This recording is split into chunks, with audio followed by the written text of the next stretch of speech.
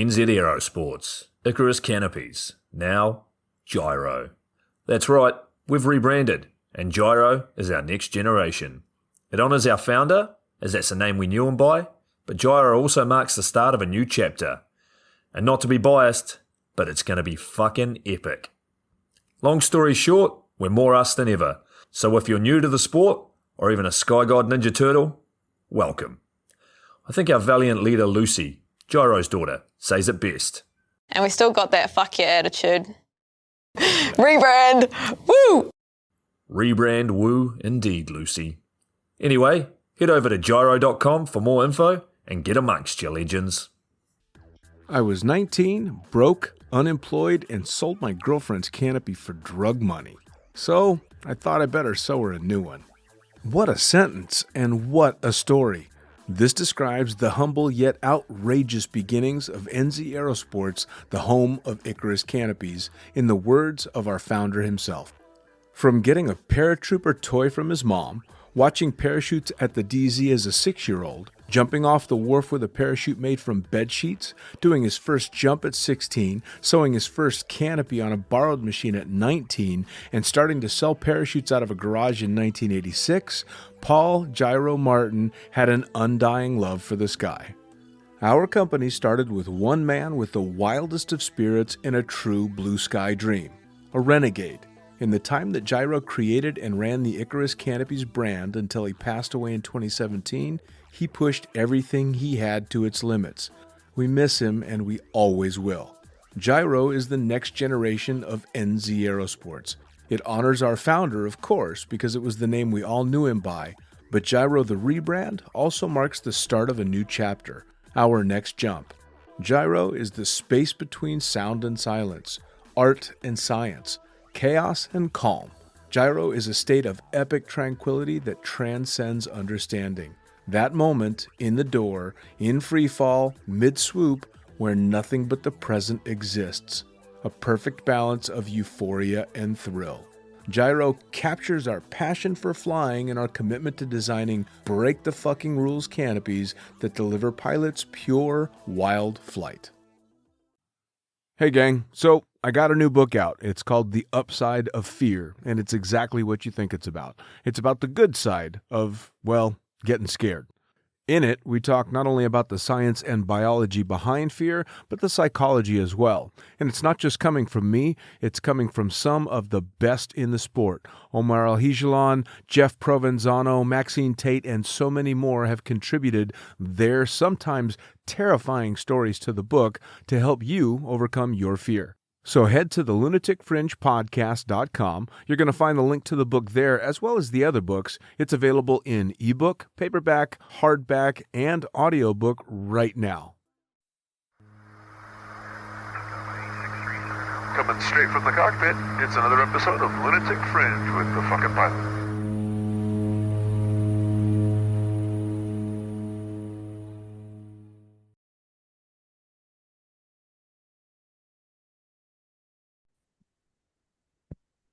Ready, set, go!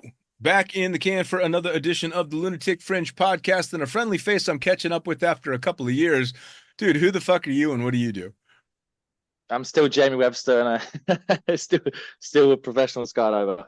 You've been a busy motherfucker for a while now.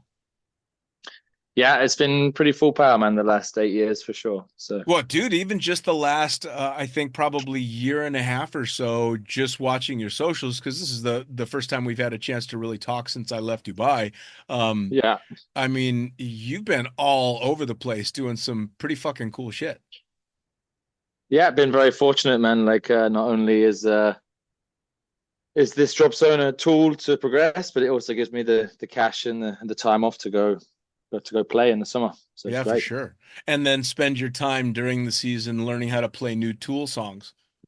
Yeah, that's it. Well, since we last spoke, I'm single Pringle. Now it's been recorded and putting it out there. So I moved into my own studio, and I've got my own man cave now. So nice. That's it. I mean, it's just me and my 2 cats. That's it. Well, it was kind of funny because you had made that post and put up the song and who can name the song, and I didn't know the exact song, but I knew damn well it was Tool. But I need to show you after the call, man. I've got the tapestries on the wall. Got the 10,000 days and the Lateralis Absolutely. tapestries. Yeah, You're they gonna look have to great. give me the full tour. So, for those that didn't hear the first episode, let's give them a recap and talk about how you got started, not necessarily in skydiving, but in anything so-called extreme. uh, like a tandem paraglide on a ski holiday. Like being in the sky. England is quite a like the tandem scene there is all charity skydive. So a lot of the people, they go to work and they get people to sponsor them to do a jump. I didn't really want to do a tandem, so got my friends to sponsor me to do my first jump, my AFF level 1.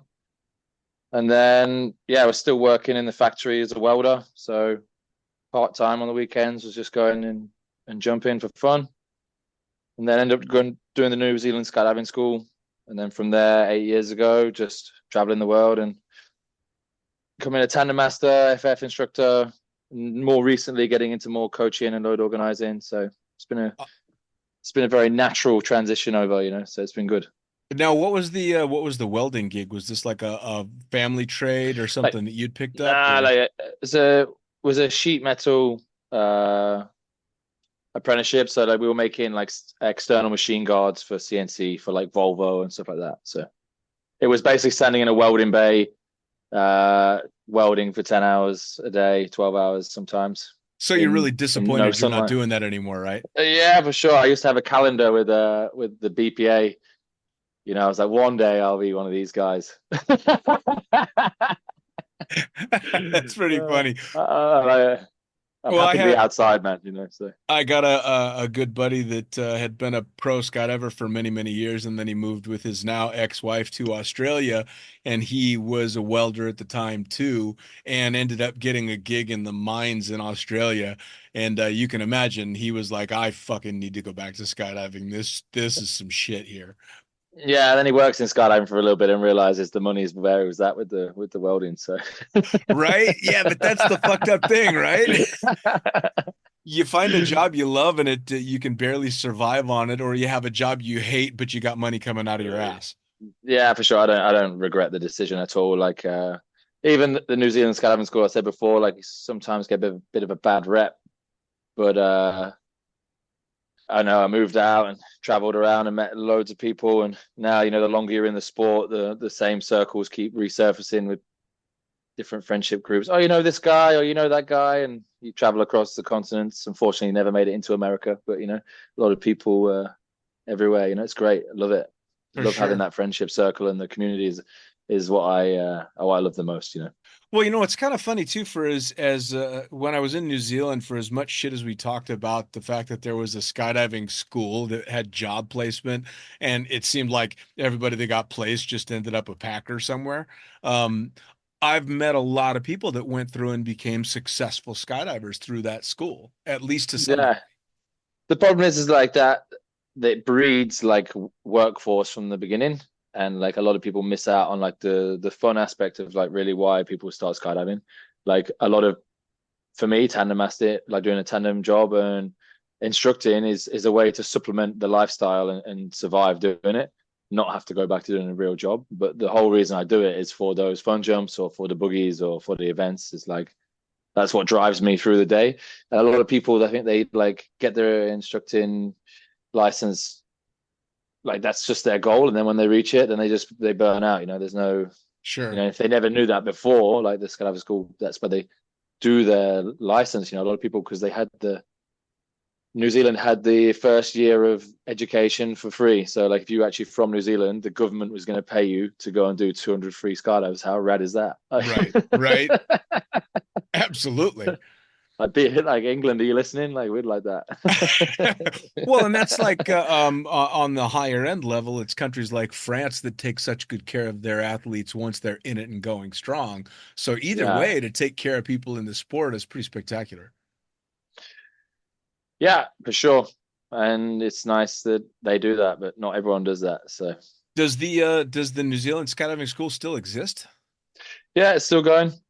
I think it's difficult to recover from stuff like the COVID, like when it's all international people, or they made more money off the international people. So Kind of Well, takes a whole. Also the actual skydiving in New Zealand, it had a demand. It was on the skilled shortage list, and then all of a sudden there's now no jobs, no tourists. Well, now there's not a shortage, Now it's the opposite. yeah, I mean, I was gonna say, granted, I don't know too much about it, but from everything that I heard, COVID took a fucking real chunk out of skydiving in New Zealand. Yeah, I was there actually for the when it kicked in, and it was like it's crazy actually to be in Queenstown and it be mad busy, and you have thousands and thousands of people coming into that small town every day, and then the next day it's ghost town. Nothing. Can't believe it. It was Well, what cool to was, see, but also like would never want to do it again. yeah, well, what was the big drop zone out there that shut down? Was it End Zone? Endzone's still going, but they owned Wanaka, Glenorchy, and Endzone, but their bookings got like filtered and pushed through to Endzone, so that was Sure. the one that survived. Well, But I mean, that was kind of when I was jumping in California, I had a lot of friends that would do winters in New Zealand, and they'd end up out that way. So they'd have, it, rotating skydiving families on opposite sides of the planet because it was yeah, like the destination to be. it is a great spot. It's great. That's actually where Jonesy's just gone now. So good for him. Yeah, I Hope actually he enjoys it. Tim Jones, who has also been on the podcast as well, walked away. And what gig did he take out there? Is he going to be chucking drogues and stuff? Yeah, he's going to be the best camera guy that they've got, and also getting onto those handy cams. He's got away with it for the last 8 years, so now he can go and live a day in the life in the real world. Oh man, well, I'll tell you what though, you fucking punk kids, your handy cam is GoPros on top of your hand. I was the one with fucking mini DV, a goddamn a cassette recorder strapped to the top of my hand trying to do tandems. Man, I Fuck. don't know how you did it. I also don't know that when I first came to Dubai, we were still I was borrowing Mass's whatever it is, the DS 500 or whatever it is, Canon, something big thing. I'd Yeah. never had to do that before. Never had to take the pictures with my tongue. The first few days on the video, like jump out, no exit shots, just nothing. Landing, like looking at the camera, like shit, I forgot to take any photos of this Yeah. jump. Yeah. Oh, trust me, But I would do the same goddamn thing when I was learning how to shoot video, and this is back when we were shooting 35 millimeter, and you'd either be so focused on the jump you'd forget to take any pictures, or you'd be so amped to take the pictures that you blew your wad down the slide. And the customers are, because it's a week later when they've developed their film, and they're like, "Why the fuck are there 3 pictures of me in free fall and all the rest are on the ground?" You're like, "Yeah, I fucked that one up." yeah.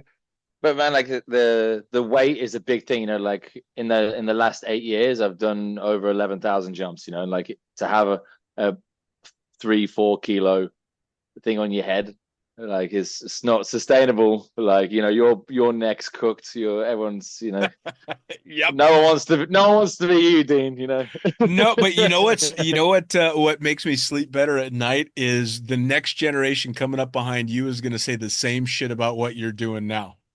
Yeah, maybe I don't know. You barely feel the GoPros, man. 2 GoPros.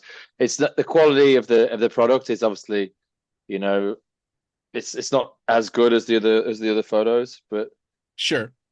it's a longevity thing. And to be honest, people just put it on Instagram anyway. Like you can Yeah. kind of see on the wall behind me. Like I printed a lot of in my man cave. I printed a lot of the photos out, but like proper photos, like from 4D or Nick Scalabrini or Brandon. Brandon's been taking some amazing photos these days, and it's really cool when people have the passion still for the actual art of the photography, because it's something that I really like it. And Brandon's got a great eye for not just the jumps itself, but like it's important for the backdrop or the aesthetics or like whatever it is, the rule of threes. And it's actually art. It's not just like a cool shot of Sure. of an angle that's, you know what I mean? It's like actually like we're trying to line it up. Like I don't know if you saw the photos, the thing we were doing the other day. Evan was like upside down on the Spectre, and I was on the Slayer, and he's upside down and has his hands in the cells of my canopy. So it's like Yeah.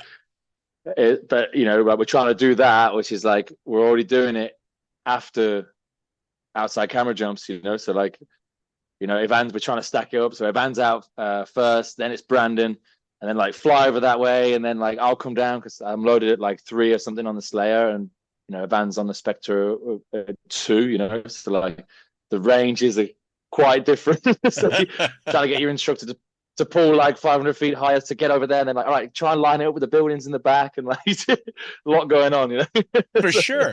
But that's a super cool thing about it, right, too? Because I mean, you figure we go out and as camera flyers, you're buying this camera equipment basically as a way to go out and, for the most part, fly working jumps and pay the bills. But then you have all of this incredibly expensive high-end equipment that either sits on the ground and collects dust when you're not working, or you put it to good use.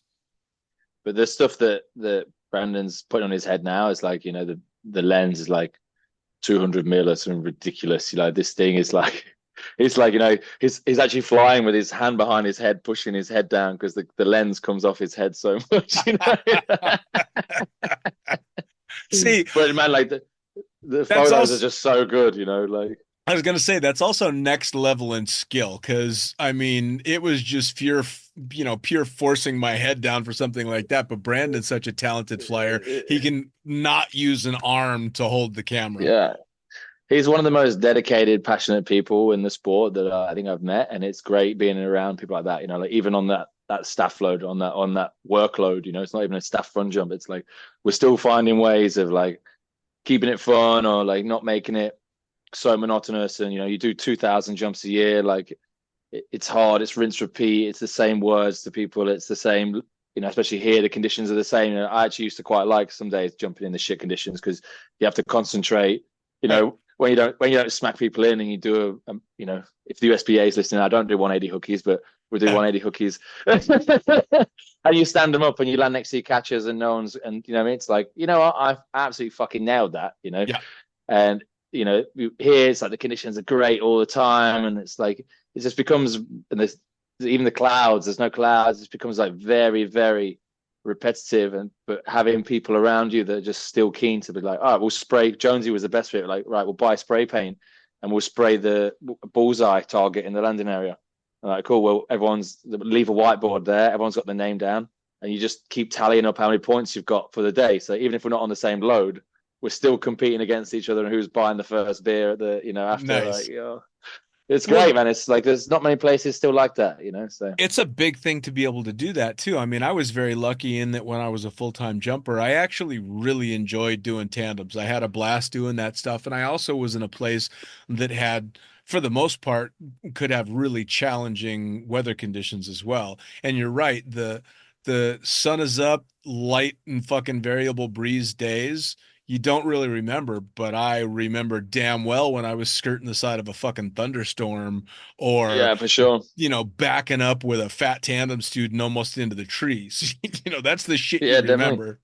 That's the stuff that, like, but then now I've got a bit older, I'm like, I'm glad I don't have to scare myself every day. Like, he's going to a place where, mountain conditions, and it's not what you used to, bro. So it's good though. Great for learning process, not getting stale, get out there, challenge yourself, If it makes you feel any better as you get older, smaller shit scares you more.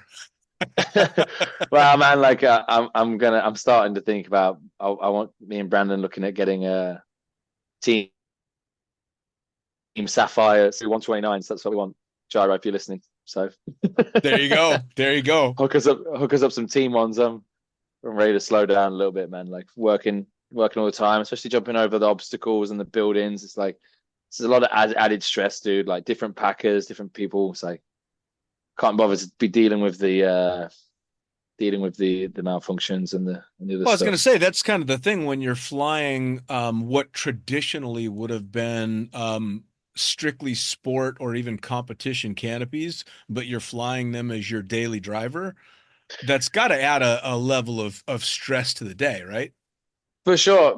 And it's like, that you really shouldn't do it, but the problem is that we can do it. So it's like, it's fun to fly the fast canopies all the time. And for me, the reason that I want to do it is that when I actually have to go and do the demos, like this year, I was like super fortunate to go and do some organizing at Extreme Sports Week in Norway. So turn up at Extreme Sports Week, great event. There's doing mountain swoops, they're doing heli jumps, they're doing demos. It's like it's amazing. Not only just for skydiving, you've got people paragliding, there's downhill mountain boarding, there's speed flyers, there's base jumping. It's all this event. It's like a festival, but people at the end of the day, they just go and they stand and they watch of all the different sports. It's amazing.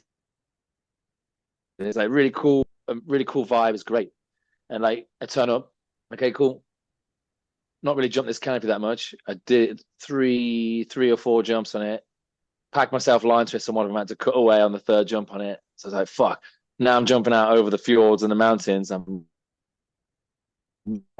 not feeling like overly stoked, because we managed to retrieve all my stuff. I've never bought a brand new canopy in my life, and I jumped 3 jumps on it, and then I watched it sail off into the ocean. I'm like, fuck, and I just all right. Now over the mountains, now over this stuff, and it's like, but what I was getting back to is like jumping these canopies on a day basis. Then when you have to fly them in the mountains or doing these demos, it's 18 knots downwind. Okay, cool. Like you got to land in this little square. Yeah, cool. Like jumping this thing every day. I've done 1,500 jumps on this canopy or like high performance canopies this year. Like sure, it's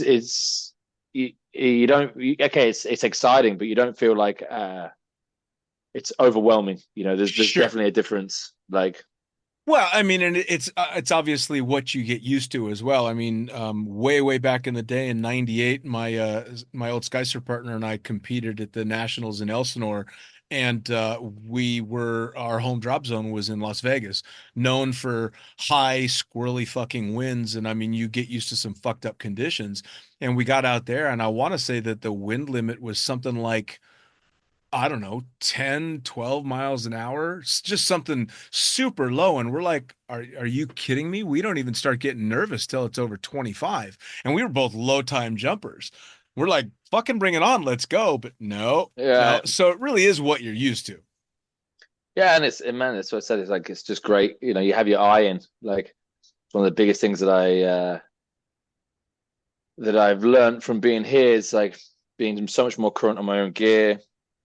Like different conditions, different setups. Like, the whole idea of like getting the Slayer and trying to jump it every day for work was to be, like moving into a bit more of the competing. But after seeing everyone these days on the new tunts, like there's basically really no point. It's just just like another league. It's like, all right, well, but yeah, it's still fun to fly. But it's just I would like another canopy on risers, and just if today's the day, or we're going to do some fun stuff, I'll bang it on, Yeah. Because even when I was borrowing Brandon's rig, he's still doing 810 hook turns on the Sapphire 139. And it's crazy. Like you still know, even like low and adjusting, like your brain is just trained enough that it can work out the distances. It's like, okay, I'm high, or I'm not diving as fast at the ground, or like I need to wait, or I need to be faster. It's like the trajectory and the recovery arcs are different, but the skill, like the motors that you're using, is the same. Yeah, for sure. Well, I remember being out there. I would go out on a day off and go do some hop and pops, and I remember Cornelia giving me shit because all I ever did was 270s, and she comes out and tries to talk me through a 450, and I go up and I start the 450 turn. I think I got a quarter of the way through it and went, fuck that. Because nobody's ever going to be impressed with my swoops. I'm like, why am I doing this? Why am I winding myself up? This is ridiculous. And I landed. She's like, what happened? And I'm like, that shit ain't for me. But that's the kind of stuff, man, that like, cool, if we're going to be, you got maybe a bit different that you was flying the planes or at that point in your life. But, if you're working every day, like, you need those little games, those little progression bits, because as soon as you lose that, sure, it just becomes the job. It's just, sometimes it's even worse than working in the factory because I didn't have to talk to anyone in the factory. Sure. I just go my welding bay, But like, if you let things get to you, and it just grinds you down, man. Like this is probably one of the easiest jobs for you to to get over pretty fast, you know, because Sure. I feel really fake, man. Like when I'm having a shit day, everyone has shit days, you know, like, and I try really hard not to let that like portray to my students or to my customers, you know. It's like, you know, it's their once in a lifetime thing. You feel, you know, especially when they're like, oh, you know, I saved up 5 years for this. You're like, well, fuck, like I gotta do Right. this.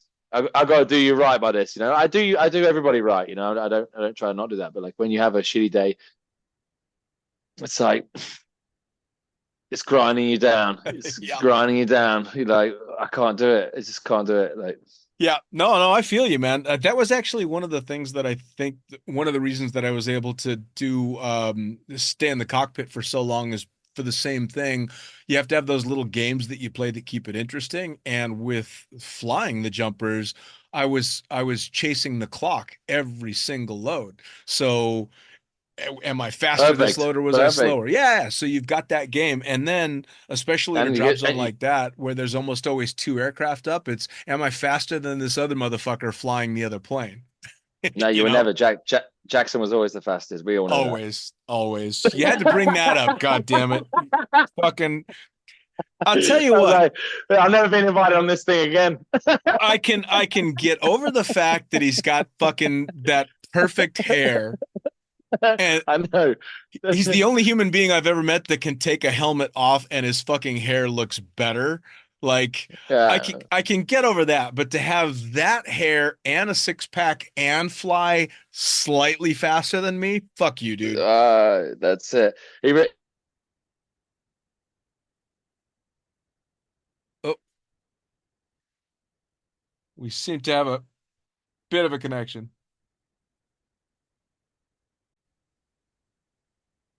All right, so yeah, first we overheated your phone and then we killed the battery because this that's it, conversation's too man. good. So we were talking shit about Jacko, which I am not going to let go of. What is? Yeah, I know you keep bringing. Every time I mention his name, something happens to my phone. So maybe we should just move on. He's got the Jacko bugs planted out there. He fucking knows his ears are burning. That's it. I was thinking about how much time do you have left because all I've just been doing is just talking shit the whole time. No, that's exactly it. I did want to specifically though bring everybody up to speed on everything that you've been up to, especially this last season off in Dubai because you were quite busy. And that's what made me want to reach out and get you back on the show. Amazing. Well, as I said, just been doing a little bit more of the organizing. So this was the first summer that I actually went away and got the opportunity to do some organizing. Tom Shorten, which is a cool story of me and Tom Shorten actually. Like he was my FS coach. So I did my FF, and in the UK you have to do the FS1. So he was my guy. He had 500 jumps or something. I had 30, and I had the belly suit on with the sausages, and he was teaching me how to go slower and faster. And just the first person that I'd been jumping with, and was actually smiling at me, you know. So me and him been friends since then. And then I went to New Zealand. I got him the job in New Zealand, and it's pretty funny. His first day, like I was like, "Hey, welcome to Queenstown, man." He's like, "Oh yeah, yeah." I was like, "Man, be prepared. You know, like it's going to be a bit rough out there today." He's like, "Yeah, it's fine, man." And I've been cruising around, and it's like average turbulence. And he's like looking at me. I'm like, "Dude, you just wait till you hit the roof." And then literally 20 seconds later, we hit this turbulence, and he just whacked straight into the roof. So there you go, man. You're on. But anyway, he ended up moving to Voss and had a I had the opportunity to become like the ops manager there. So you know, it's definitely who you know in the sport, and he managed to get me in for this gig for the organizing at Extreme Sports Week. So that was the first trip. You know, I left here, and that was the first stop. So it was great. That was awesome. I fucking love that drop zone. Voss is it's a great spot, and if anyone has any spare cash to help them with their legal battles to keep it going, then they should definitely get on that. I don't know if you've seen that. A little bit here and there, but bring everybody up to speed.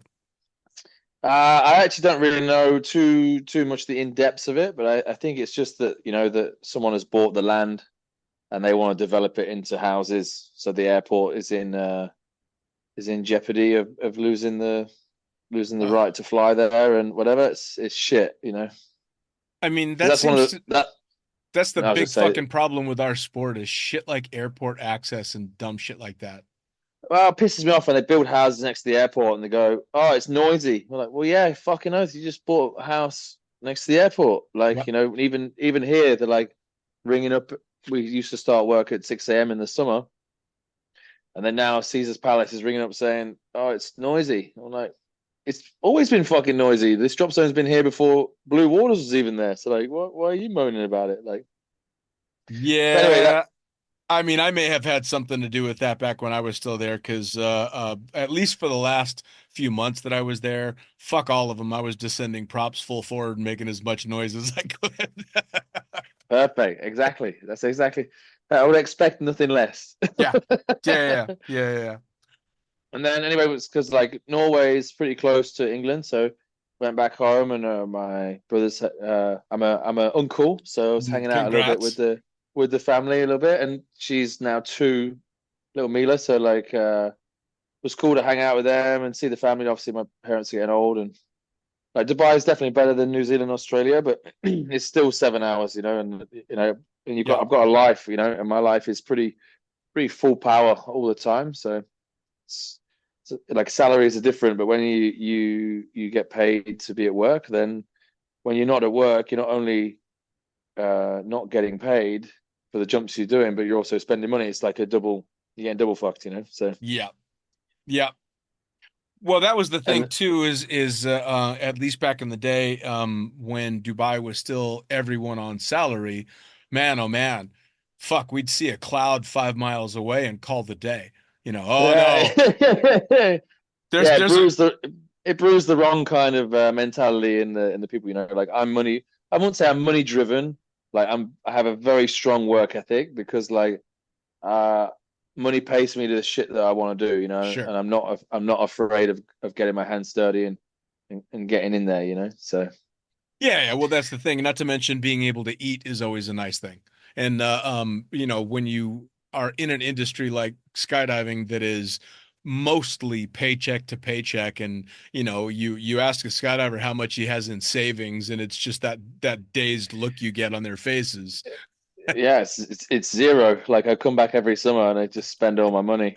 Like right now, I've still not been paid yet. I've been back in the rules here. You have to do a month in lieu, and then you get paid on the third week of the next month. So you have to do 7 weeks without a pay. So I've not been paid in 4 months. So Ouch. your boy's credit card is looking very red.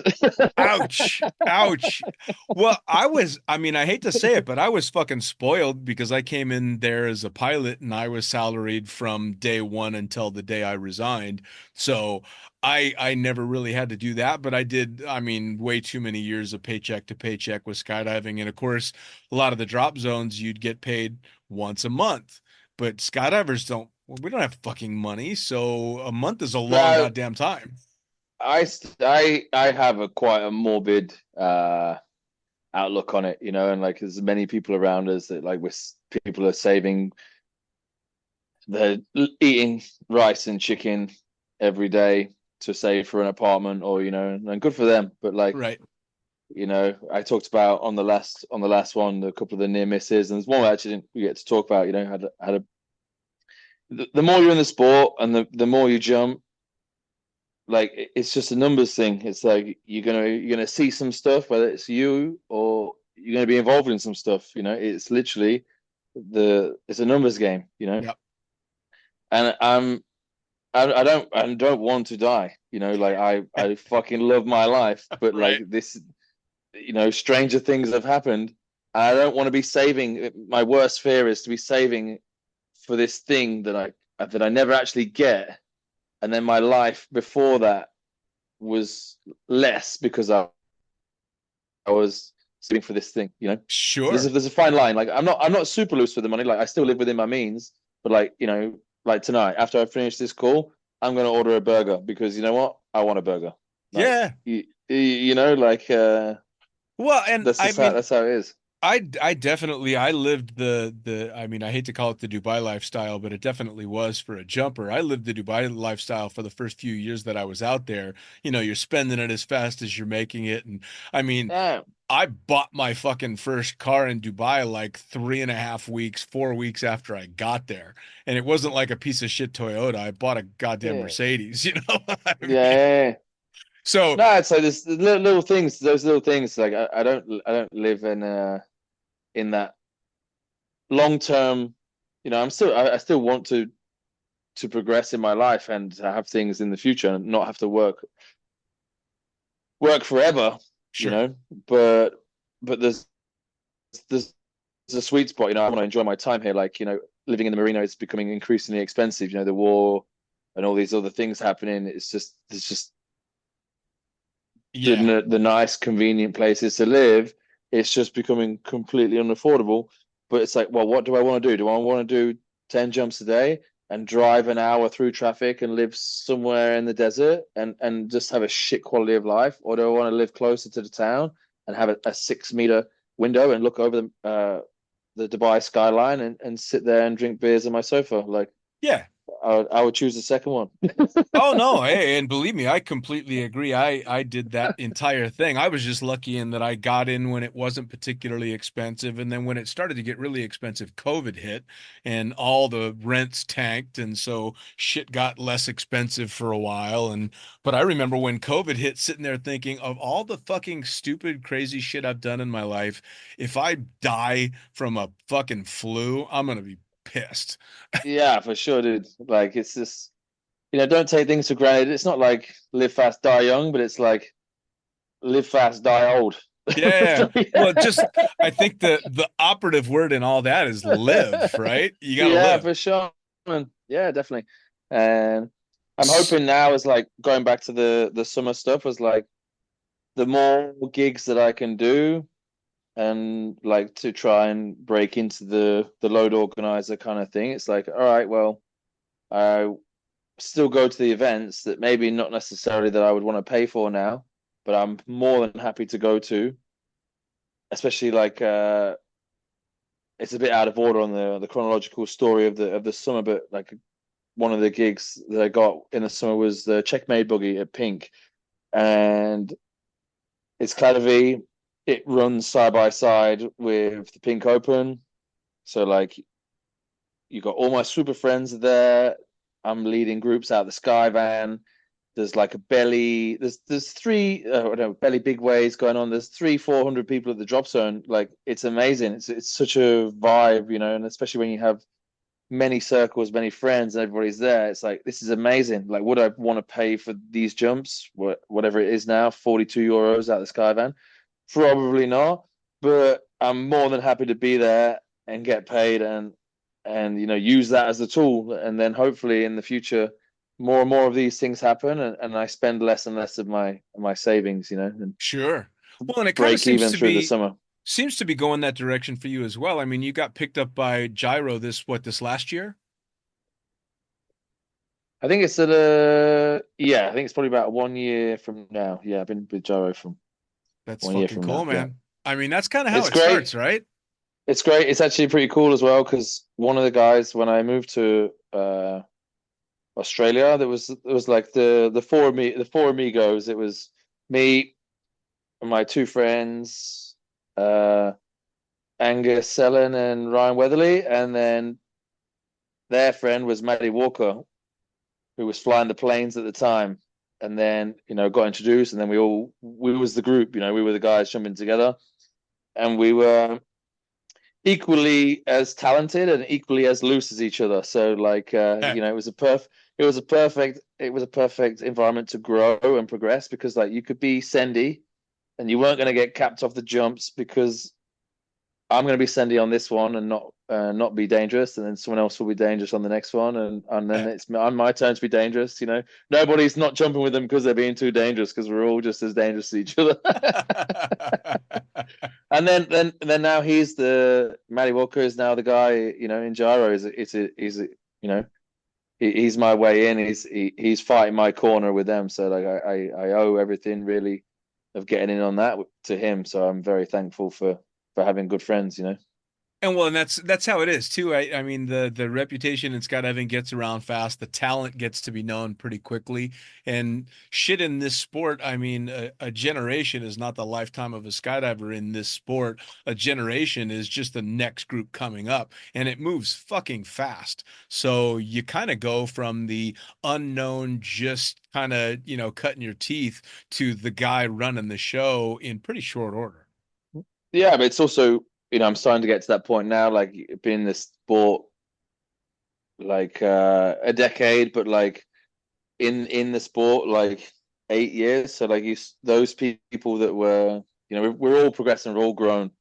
So like my friends that were nobodies before, they're also still in the sport long enough that now they become the guys. So Sure. it's really nice. What I was talking about before about the community and the networking, for me is like the partying is like, yeah, it's really fun, but it's also when you really get to meet people, and a lot of the lasting memories that you have with people is not just the skydives, it's the time that you spend like on the drop zone, Oh, without a building doubt. those, solidifying those friendships and really connecting with people. And Yeah. that's Well, I mean, at the end of the day, that's all my skydiving stories either boil down to no shit there I was stories, or hanging out at the drop zone before or after jumping. Like most of the jumps just kind of blend in unless I almost died or something really fucking cool happened. yeah, and it's cool. Like we're talking about it now because a lot of our opportunities here for drinking beers after work at the drop zone, it's kind of been taken away from us. And it's like, yeah, we're not only just looking for somewhere where we can drink, cheap cans of beer, but we're missing on that opportunity of sharing all the information with each other and just, shooting the shit. Maybe it's a little bit different here because a lot of people have a solid base level of experience, but like, for the newer jumpers or the people coming in, it's like, you hear a lot of stuff, and then like when shit happens, like I talked about the hang up on the last the tandem hang up on the 182 on the last podcast, was like, you really like talk about information and things that you wouldn't really think about, or like, all right, cool, maybe if I tell this story and like people hear it, maybe if it happens to them, they just have this like this moment where they're like, oh shit, maybe I try that, or maybe this might save my life, or all these little things that is taken away from you if you just literally do the jumps and go home. This Sure. information is just not, it's not shared, and I think that it's really important, especially for the sketchiest shit. It's like you should learn from the mistakes of others. Like we shouldn't shy away from telling us when we fucked up. Like you Oh think yeah. that you think that it doesn't. It makes me look like a great instructor when I share these things. Yeah, cool. No, I definitely made a big mistake on my part, and I want to share that with other people to not do the same as me. Absolutely. Like even after I did it, I was like, I will not be the last person to do this. Sure. You know, Yeah, yeah. Well, it's like kind of funny. I mean, generally you're right. I think most of that stuff gets passed down at a lot of drop zones at the proverbial bonfire. But one kind of cool thing to see how people did it in Dubai was, because we didn't have the option of the bonfire and the drop zone was just done at the end of the day. Dubai is the only place where the bonfire included a bartender and cocktail waitresses at a fucking high-rise bar. It used to be yeah, the yeah, funniest thing in the world to walk into the bar, and the whole fucking bar, and I'm talking a proper establishment in a high-rise hotel, has been taken over by a bunch of dirtbag skydivers, just yeah. feet on the tables, fucking just causing mayhem and loving It it. does it does make me laugh. Sometimes here we go out and we have drinks, and it's like we go into the pool clubs, and we're just the ragabonds, turn up, long shaggy hair, holes in our shirts, and everyone's like looking their best, all dolled up. Just the dirtbags rocking in. Yeah, yeah, yeah. Stumbling in fucking Crocs and dirty skydiving t-shirts, and oh yeah, Hey, man. no Crocs, man. Come on, Fuck like you. let Look at us have these, man. it. I I still use got these money. I still got these beauties from Dubai, my daisy covered Crocs. Fuck yeah, man. No, So no way, man. Any big plans coming up this next season? Obviously, you're in Dubai for the season now, but are there any things coming up over the Dubai summer? More of just the organizing, just trying to do more free fly, more angles and tracking. We've got some cool things hopefully in the works where I think it's not going to be, it can never be Maktoum, like Sure. those days are long gone. But like we're starting to get a little traction now, and not some opportunities have come our way where the drop zone feels like they're actually backing us a little bit more, and like they're trying to help promote us a little bit and bring people in. Hopefully, we've got the Fly for Life guys coming in for January time, and it's nice to have the drop zone backing us to bring those guys in, teachers, also fly with them. Sure. That's just the kind of the local stuff, and I just hope I get some more experience on the load organizing and the coaching, and some more opportunities will come my way for next summer, because it's kind of hard at the minute because obviously I'm still tied to doing tandems and video for Sure. the majority of the season. The skills that I'm learning now is that I want to book my time off my 2 months off next year to book some more events, and not have to spend all my summer savings to do all the cool shit. Sure. Now So you said you're pre-podcast. You said you're out doing coaching on the weekends in the desert. yeah, they got the flight school out there now. So like there's gonna be 6 of us, I think, as the instructors, and it's me, Brandon, Matteo Conti, Shane Schaefer, is it Simon Whittle? He's gonna be joining us. And we're forgetting Jim Harris, obviously. He's in there. And Nick Calabrino is our designated cameraman. So it's great to have the opportunity to do super cool high level jumps every week, and then have a nice video guy. So hopefully the goal is to be doing nice jumps and putting some cool videos out there. Which is awesome. And I mean, there's no better way to really sharpen those skills than jumping with that caliber people. Yeah, it's great. And also like me and Brandon do most of the leading of the jumps. It's cool that everyone can lead a jump, but like me and him do majority of it, because I push myself. I want to try to do it, and it's really fun to have these cool ideas that you have in your head, or the way you want to try something, and you just know that you trust the people on the other end of the following to not only not hit you in the back of the head, but to try and make it look cool. So For it's sure. Well, I mean, shit, dude, the stuff that you're putting out on socials got my attention enough to be like, dude, we got to talk again because you've been up to some shit. So clearly, you guys are doing something right. And with Brandon, who has got to be one of the most stylish skydivers I've ever met. I mean, yeah, for sure. that guy stands out in a crowd with the perfect rig and the perfect jumpsuit and the incredible skills. I mean, what's not to love? For sure. And it's also just like a pretty cool opportunity that everyone has a lot of experience. So like it's not just a dictatorship it's like a collaborative, and you come down from the jump and you ask each other, okay, like how was that to follow? Like how can I lead that better for us for this to make it better? And it's easy to listen and learn from each other. It's not just like one person running the show. So it's Sure. cool. And it's Absolutely. great to not have to wait 10 months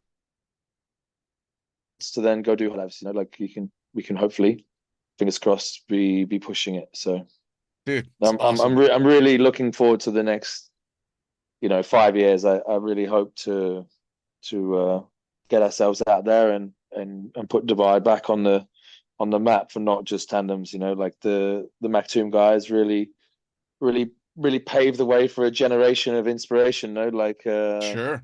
everybody remembers those guys. Oh, absolutely.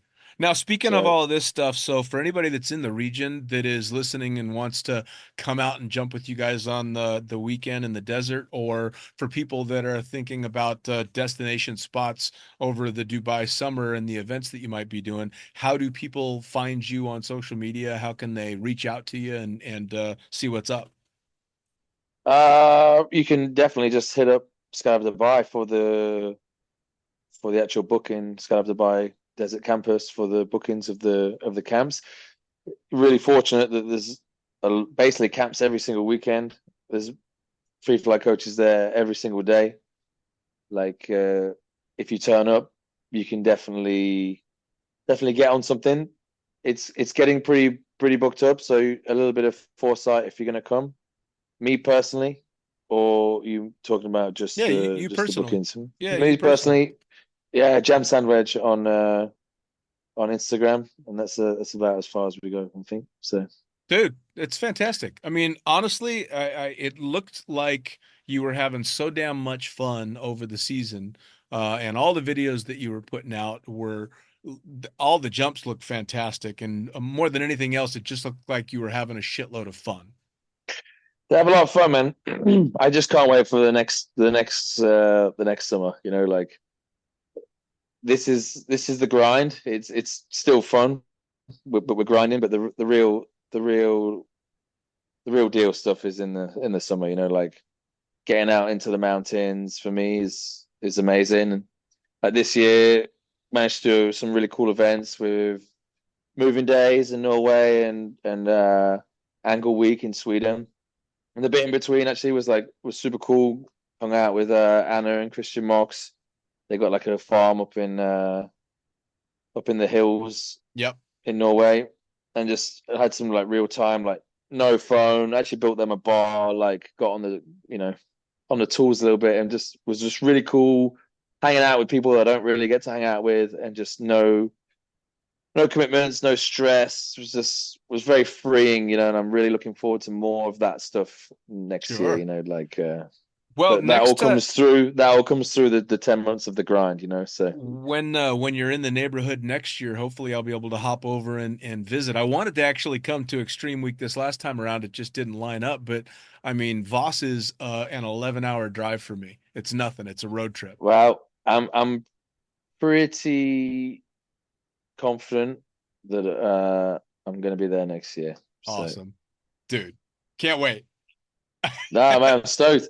Come do some lobs, and that place is amazing. We do some demos. Smoke. It's the first time I jumped the smoke. We did this one jump with the flag with Ben Dicko, and it was like there was the Tom was jumping the big Norwegian flag, and it was like 60-meter flag or something. Oof. So, and the plan was for the canopy guys to do like swoops by it with smoke, and then the wingsuits were going to do like a low pass with it. But classic wingsuits in the cloud, they fucked that up, so they never made it.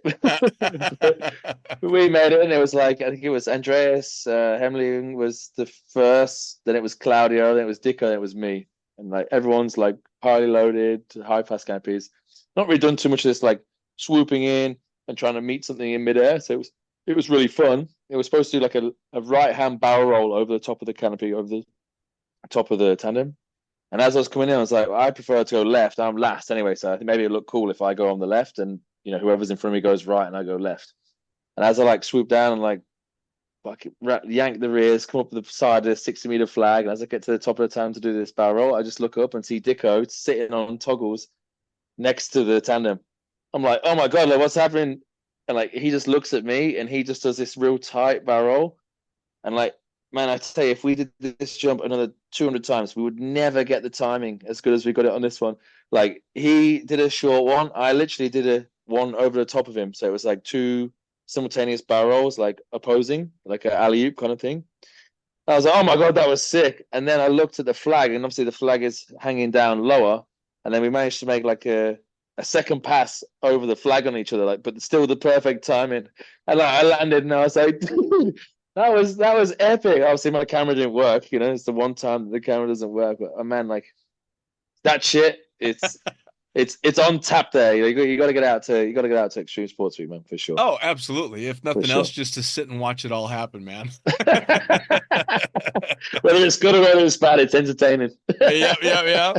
Well, Jamie, man, as always, it's fucking fantastic to catch up with you. I'm glad that we were able to nail it down and that we didn't overheat your phone too bad, so we could finish the call. Yeah, so got to get back on charge, man, for the last little bit. Yeah, man. Yeah, dude, that was awesome. Big hugs to everybody out there, man. Say hello to everybody I like. Yeah. So I'll tell everyone to fuck off then, right? Yeah, fair enough. All right, brother. Thank you very much for having me back on, man. See ya.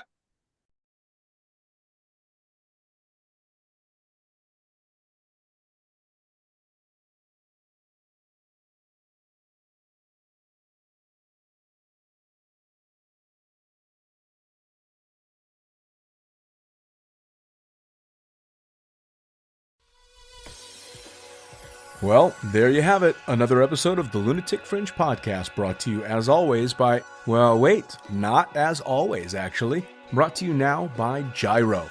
Formerly known as NZ Aerosports, you'll head to gyro.com for their next level line of canopies. By Pussfoot, the Extreme Sports Collective. Head over to pussfoot.com to check it out. By Summit Parachute Systems, check out summitparachutesystems.com to talk to Jarrett Martin and the gang about kick-ass pilot rigs, rigging courses, and more. By Flyaway Indoor Skydiving, go to flyawaytn.com and check out all the cutting-edge stuff to come. By Pure Spectrum CBD, head to purespectrumcbd.com to check out their wide range of CBD products. And as for us, head to the lunaticfringepodcast.com to listen to any of the hundreds of episodes currently available. Hit the link for our YouTube channel, pick up your copy of the Lunatic Fringe book or The Accidental Stripper, and get a sneak peek at upcoming guests. Once again, thanks for listening, and we'll see you next time.